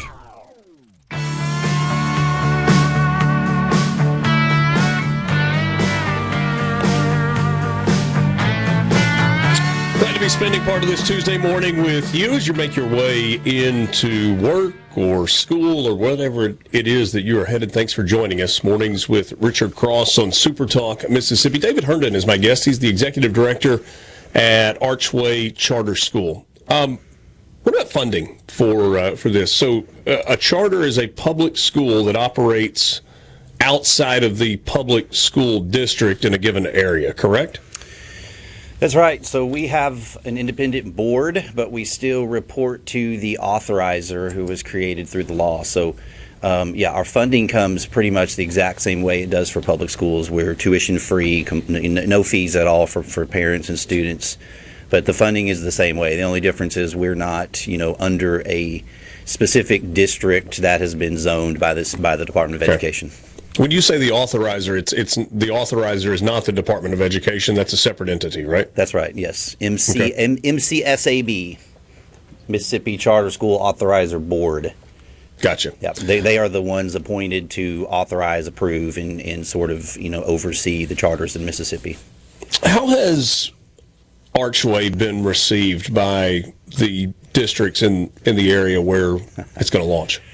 I haven't really had much interaction with people who are in the districts. I would imagine as we get the word out a little bit more and start to get more momentum in terms of hiring and enrollment and social media presence, which has started, but it's ramping up. I would imagine that it's not going to be super favorable.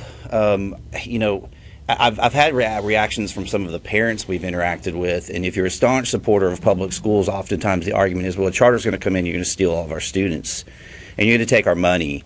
And my message is, look, we're coming to spread out a really vast geographical radius from Belzoni.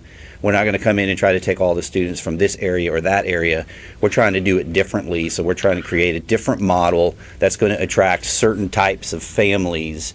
And I think, what is that family, for instance? So this is the message that we're trying to get out, not only to prospective parents, but also to the folks in the districts.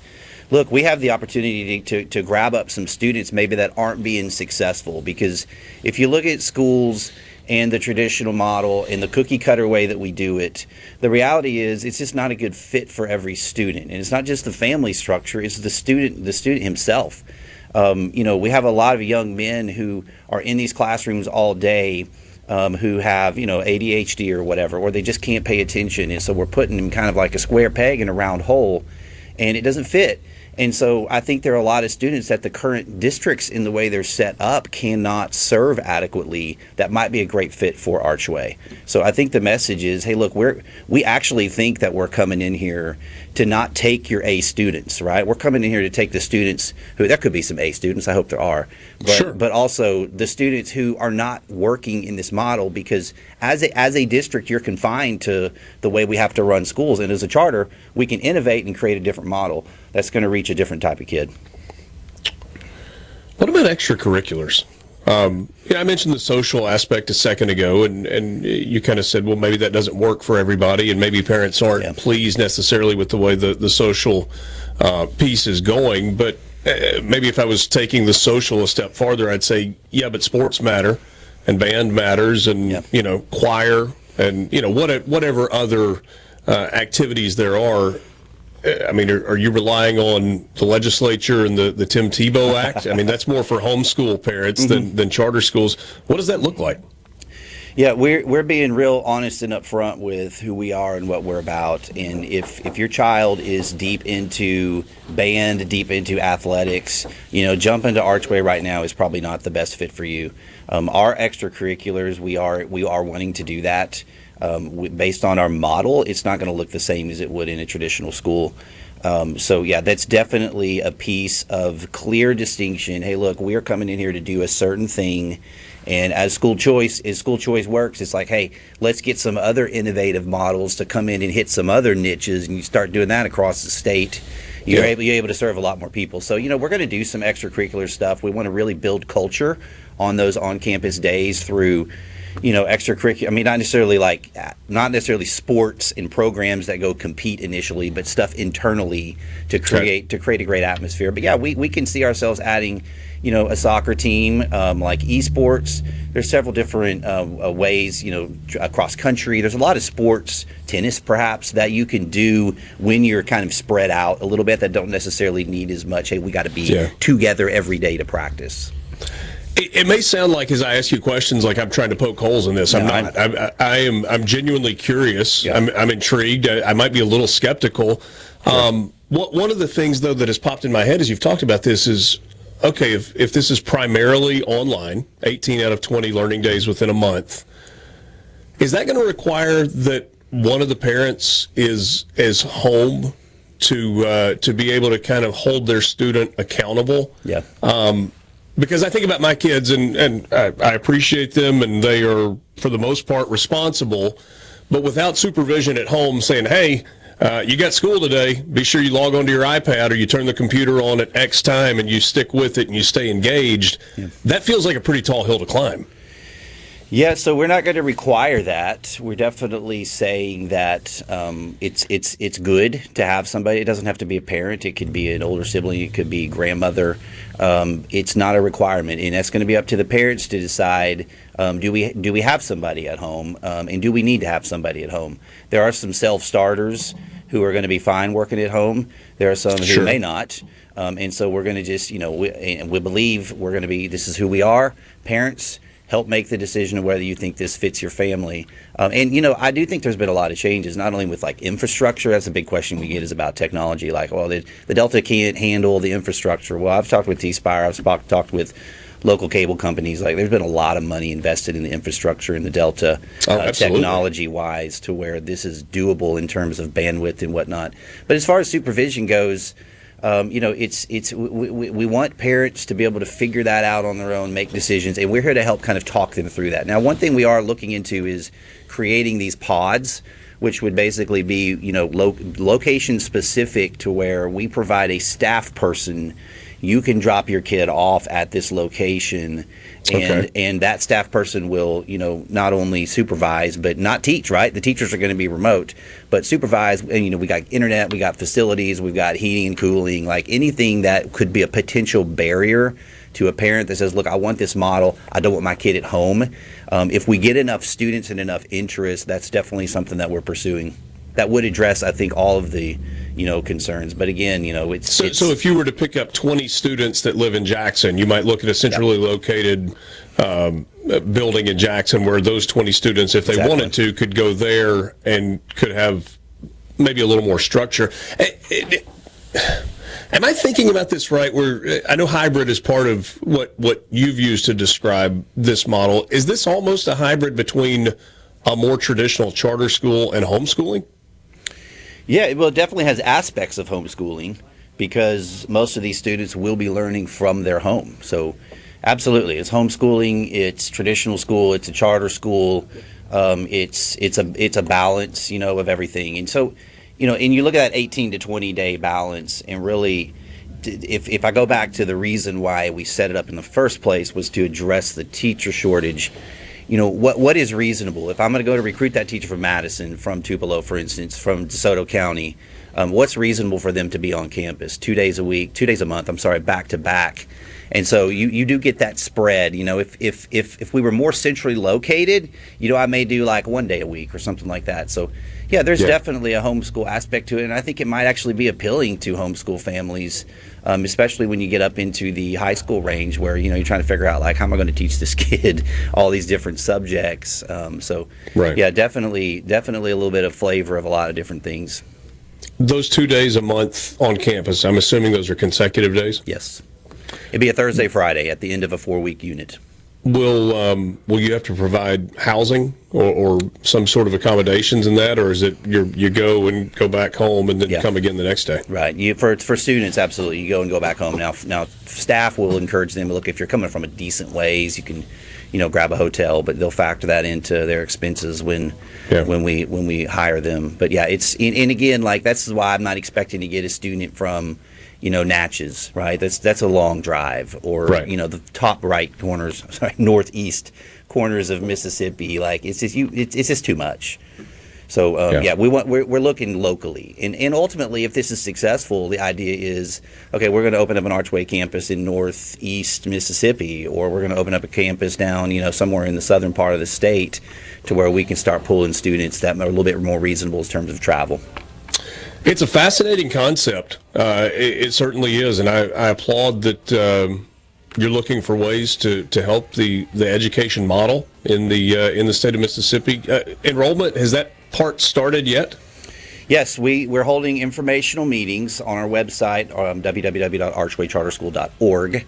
You can find informational meetings where we talk about the model, we answer questions, and we provide next steps for enrollment. So yes, and all that information is on our website as well. David, really appreciate your time this morning. Yes, sir. I appreciate wish you you all the having me. best, and thanks for joining us. David sir. Herndon, Executive Director with Archway Charter School, set to launch in August of 2026. We're back with you, about half an hour left. On the other side of this timeout, it's Mornings with Richard Cross, SuperTalk, Mississippi. From the Seabrook.com. SuperTalk, Mississippi. Ladies and gentlemen. Here we go. Now back to Mornings with Richard Cross. Now that's entertainment.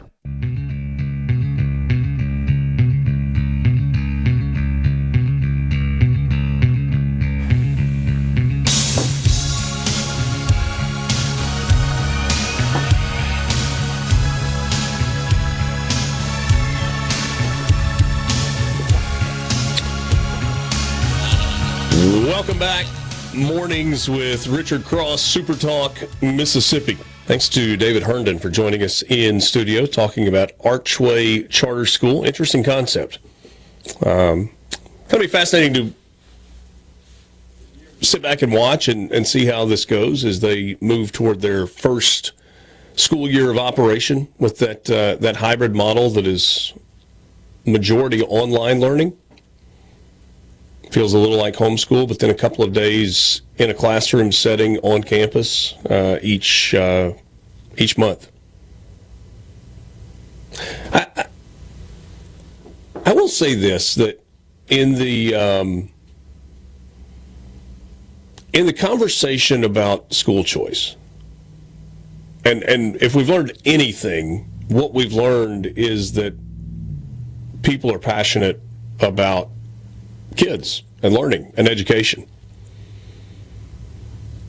And I think the debate in the legislature and the debate leading up to legislative sessions, it's really easy to get lost in, I'm on this side or I'm on that side, right? I'm for school choice or I am against school choice. I am for partial school choice or I am adamantly against anything, or I am for universal school choice, drop all the barriers, just make it an open free-for-all because parents know best, or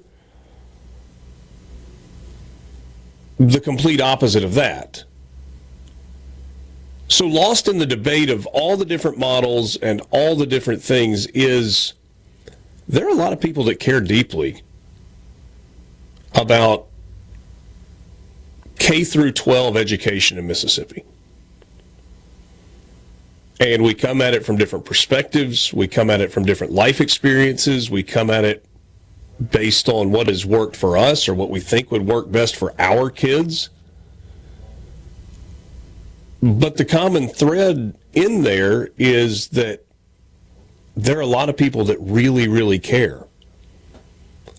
And I think almost everybody in Mississippi is proud of what we've accomplished as a state in terms of early education over the last 5 to 10 years and recognize the hard work that has gone into that.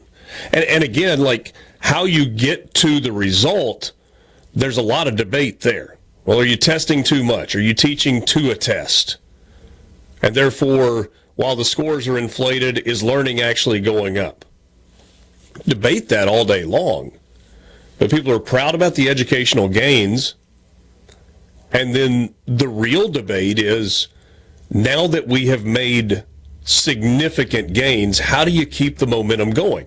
And some people think that the best way to do that is to open this thing up, I'm talking about our school system, and create a way that you give parents more choice and more opportunity and more say-so in how their child learns. And other people go, why would you blow up the model that has worked with a concerted effort from a lot of parties involved?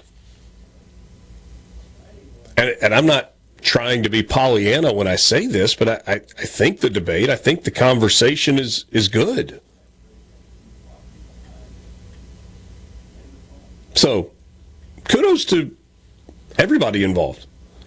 I don't know that I necessarily believe in the model that David is talking about, because I do think that social interaction and that extracurricular activity piece is a very important part of child development.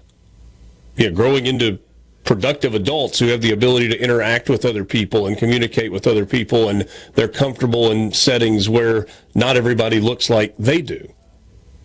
But I'm not knocking that David and his team at Archway are trying something and saying, look, we've got some areas where schools are in bad shape, and we want to do something to try and help the educational outcomes for kids in those areas and those surrounding areas. So kudos for taking a shot and trying it, and it's going to be interesting to see where it goes. So today is February 3rd.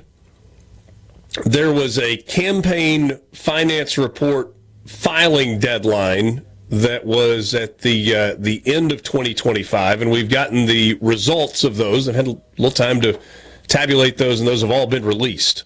So primarily potential statewide candidates. Primarily. And the biggest focus here is on who's going to run for governor, but it's some of your statewide offices, right? It's, okay, who's running for governor, who's running for lieutenant governor, who's running for secretary of state, treasury, etc. So some of the significant names on the campaign finance list that was released: Governor Tate Reeves received $81,000 in contributions last year. He is not eligible to run for anything when I'm sorry, that's not right. He is not eligible to run again for governor. His term will run out after consecutive terms. So 8 years as treasurer, and then 8 years as lieutenant governor, and then 8 years as governor. Governor Reeves, out of campaign contributions, spent $135,000, almost $136,000, and has about $2 million cash on hand. The lieutenant governor, Delbert Hosemann, received $1.6 million in contributions last year, spent about $404,000, and has nearly $3 million cash on hand, $2.8 million. Still don't know if Lieutenant Governor Hosemann is going to be part of a race for governor in the next election cycle. There are a lot of people that think that he will be. There are some that think that he may sit this one out. Attorney General Lynn Fitch received $1.6 million in contributions. Through campaign money, she spent $615,000, and she has a whopping $3.5 million cash on hand. It is widely expected that Attorney General Fitch will run for governor. The state auditor, Shad White, received $1 million in contributions, spent almost $17,000 last year. And he's got a big kitty as well. $3.8 million cash on hand for Shad White, the state auditor. We have asked Shad directly multiple times, are you going to run for governor? He has not specifically said yes or no. He has said that he's going to look at it, that if it feels like it's the right thing and the right time, then it's something that he is open to. But he has not specifically said, yes, I am running for governor. Depending on what the field shapes into, what it looks like, I'm just completely thinking out loud here, which might be a dangerous thing to do on the radio. Could you see a scenario where Shad White perhaps leaves the auditor's office behind and chooses to run for attorney general, knowing that he is still a young guy and there is a lot of opportunity politically in front of him should he choose to stay in elected office? Andy Gibson has declared that he is running for governor. He did that months ago. Received $477,000 and change last year, while spending $443,000 A little over $250,000 cash on hand for the Secretary of Agriculture and Commerce. Sorry, the Commissioner of Agriculture and Commerce. $272,000 on hand. There's been some discussion that Philip Gunn might get back into the political arena in Mississippi.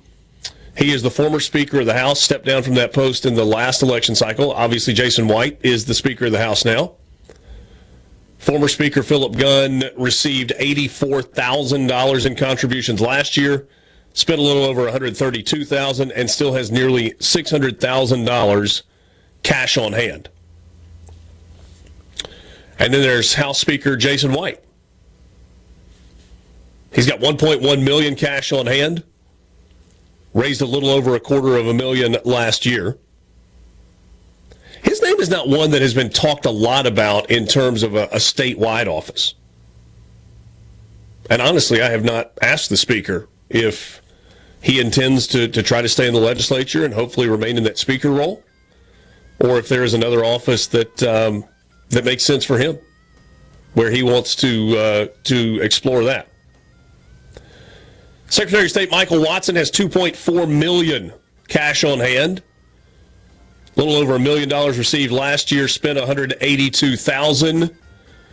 Widely rumored and expected that he will be a candidate for lieutenant governor, though he has not said that. State Treasurer David McCray raised about $125,000, spent $112,000, and has $85,000 cash on hand. Mike Cheney, the insurance commissioner, $196,000 cash on hand. Former Representative Nick Bain has $239,000 cash on hand. Public Safety Commissioner Sean Tindall, a little over $500,000 cash on hand, almost all of that raised this past year.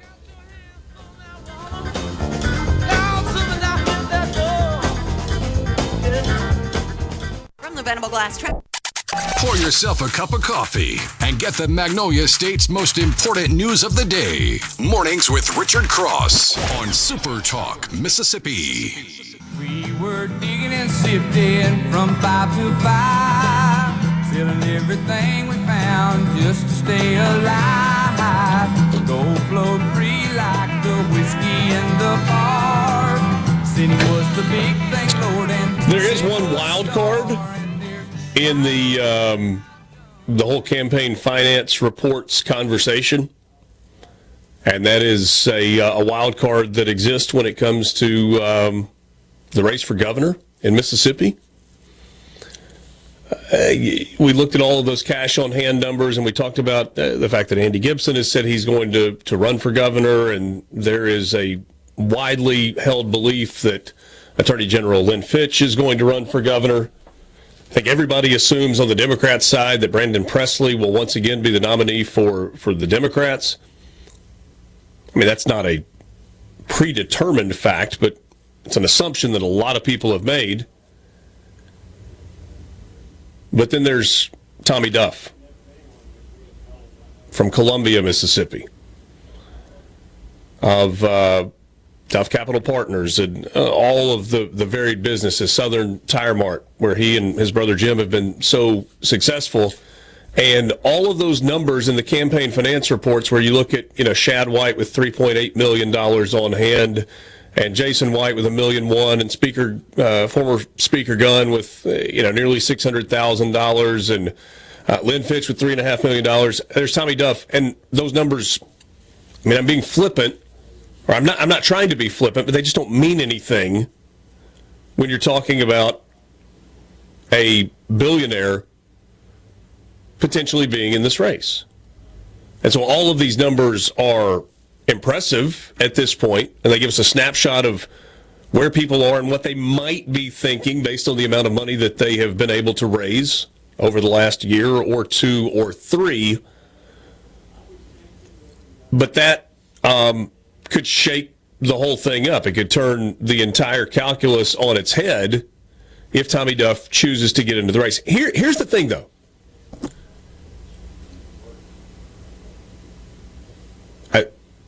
I think I believe what I'm going to say here. The people of the state of Mississippi are smart, and you cannot buy the governor's race. Tate Reeves had so much money in the last campaign. Spent, $8-10 million? And it felt like he literally could not have bought another television ad or another radio spot or had another online blast via social media that was to targeted audiences. Like, there comes a point where there's diminishing returns on the money that you have. And so if you have the ability to raise enough that you can saturate the market in Mississippi to get the message out, then it becomes about the candidate and ideas. And so the fact that Tommy Duff has a massive amount of money because of his business success and could basically self-fund a campaign if he chose to do so doesn't matter beyond a certain point. Right? So if Lynn Fitch can raise $8 or $9 million, if Andy Gibson can raise $8 or $9 million, it doesn't matter that Tommy Duff could spend $20 million if he wanted to. Because you get to a point where it's just saturated and you can do no more in terms of name ID and television. Now, maybe you can do television for longer, maybe you can get it out there for more, but at some point it still becomes about the candidate and the ideas, and that to me is the really interesting thing about Tommy Duff and all of this, is that his ideas are focused around business, helping education in Mississippi, trying to figure out a way to keep more students post-graduation in Mississippi to help the economy as a whole, being fiscally sound, fiscally conservative as a state. And those are not what I think his ideas are. Those are what he has talked some about his ideas being for Mississippi. So it really is going to be fascinating as we get closer. But it's not just the top of the ballot. It's not just the governor's race that's going to be interesting. Lieutenant governor is going to be interesting. Who's going to run for attorney general? Anyway, that's all down the road on the horizon. I want to say thank you again to the Secretary of Homeland Security, Kristi Noem. She was generous with her time yesterday, had a great conversation. I thought we had a great conversation. If you missed it, you can go back and listen on demand. It will be available through all of SuperTalk's social media channels. So it's on Facebook. It'll be on Instagram. I don't know. Maybe it's on TikTok as well. I'm not much of a TikTok guy. And, of course, it'll be on X. Lance's going to cut some of those clips up. You can watch the interview in its entirety. Of course, you can go to supertalk.fm and watch it as well. Really enjoyed that conversation. Feels like a little fresh to tell a couple of the security-related stories to yesterday. But I promise you I'll tell you those stories down the line. There was some pretty fascinating stuff. Had a couple of highway patrolmen waiting for me with a bomb-sniffing dog as I pulled up yesterday, Lance. That was cool. Yeah. That was pretty cool. A little weird, too, I'm sure. So, yeah. High level of security around the Secretary of Homeland Defense, as you would expect. Thanks for being with us on this Tuesday morning. We're back with you tomorrow just after 6 a.m. For Lance Tolbert, I'm Richard Cross. Mornings with Richard Cross, presented by Community Bank. Have a great day.